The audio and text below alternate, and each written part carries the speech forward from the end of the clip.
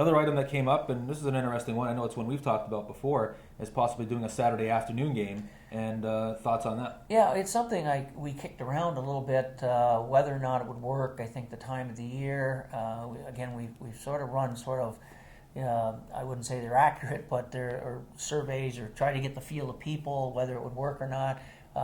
When I ran it through some season ticket holders at one time, the feedback was a lot of season ticket holders work on Saturday afternoons, so that would be another game that they would have to miss. Some would have to miss some Wednesday night games because of other reasons or midweek games. So you have to be careful that it's going to work. I mean, our Saturday nights, and I have the revenue report certainly to show it, our Saturday nights on total revenues we receive on ticket sales and concessions and all the other chuck bucks and all the things. Our Saturday night revenues are much stronger than any other night of the week, and it's a bit of a financial risk to move off of something that works on a Saturday night to a Saturday afternoon. So I think what would happen, the way I look at it, the only way a Saturday afternoon, maybe a 1 or 2 o'clock start would make some sense.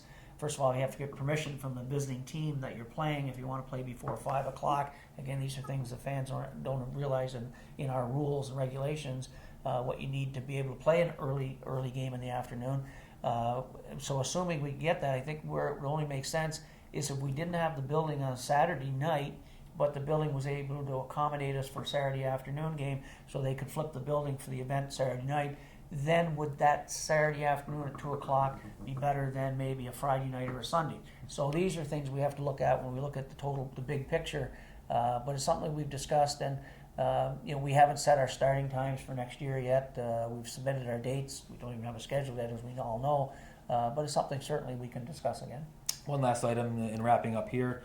Just talking about season ticket renewals. I know we got a May 1st deadline coming up here this weekend, right, with that beautiful fleece that we've offered if you pay in full.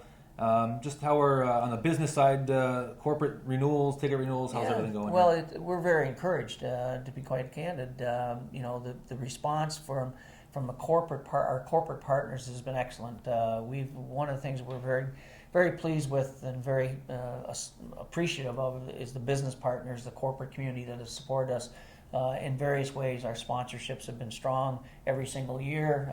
I think we're 12th in the American Hockey League in total revenue in that area, which is very encouraging considering all the markets in our league.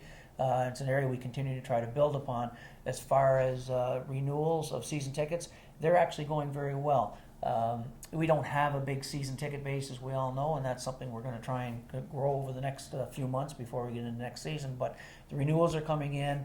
The staff has been wonderful making calls to remind people.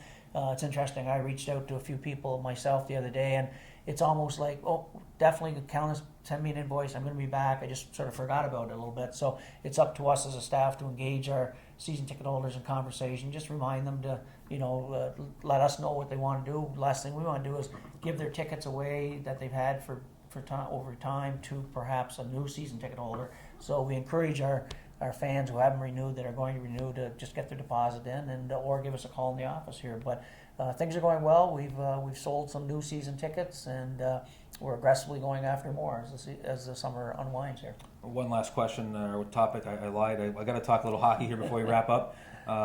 Who do you like so far in the NHL, or who do you like going forward here in the NHL playoffs? You got Vancouver and Nashville, Detroit, San Jose in the West, Boston, Philly, and Tampa Bay, and Washington out east. Is there anyone that's jumping out right now in the second round? Well, I'm no different than any other fan. I have my sentimental favors for reasons, and then my reasons why I think somebody may win it. And again, the beauty of the playoffs this year is the parity. It looks like, we said this going into the playoffs, almost any team has, if they get the right goaltending and stay healthy, they can challenge for a Stanley Cup, where it wasn't like that a number of years ago.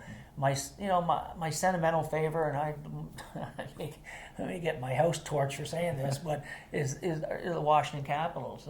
Bruce Boudreau is a very, very close friend of mine. I spoke to him a few days ago. We stay in touch. We're going to get together this summer.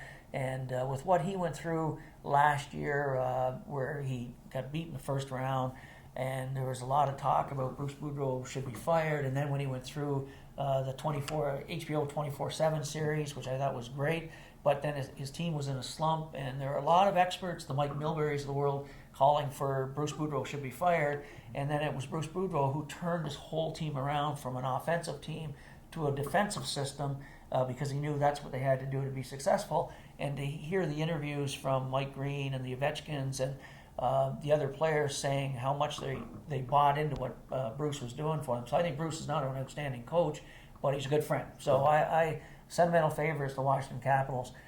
I wouldn't rule out anybody though. The Boston Bruins, Philadelphia. I mean, in the East, out West, we don't see enough of the West. I mean, I stay up and watch a lot of games, so I've always been a Red Wings fan, but I just don't think they're deep enough this year.